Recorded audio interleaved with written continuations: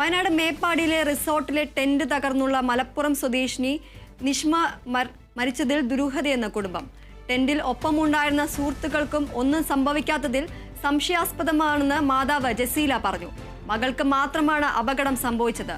സംഭവത്തിൽ കാര്യക്ഷമമായ അന്വേഷണം നടത്തണമെന്നും രാത്രി എന്താണ് സംഭവിച്ചതെന്ന് പ്രത്യേകമായി അന്വേഷിക്കണമെന്നും ജസീല ആവശ്യപ്പെട്ടു.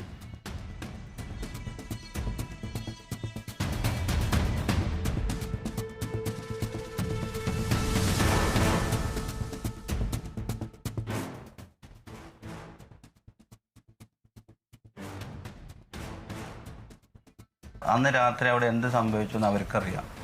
നമ്മൾ ഫ്രണ്ട്സുകളെ കണ്ടിട്ടും അല്ലാത്തവരെ കണ്ടിട്ടൊക്കെ നമുക്കൊരു ദുരൂഹത ബാക്കി നിൽക്കുന്നുണ്ട്. ഇത്രയും ഭാരമുള്ള സംഗതി വീണിട്ട് ഒരു സ്ക്രാച്ചോ കാര്യങ്ങളോ സംഭവിക്കാതെ എങ്ങനെ മരണം സംഭവിച്ചു, എന്താണ് അന്ന് സംഭവിച്ചത്, എന്താ അതിൻ്റെ പിന്നിലുള്ള ദുരൂഹത, നമുക്കത് ഒരു ചോദ്യചിഹ്നമായിട്ട് കിടക്കുകയാണ്. അവൾക്ക് മാത്രമല്ല സംഭവിച്ചത്, എന്താണെന്ന് എനിക്ക് അറിയേണ്ടത്.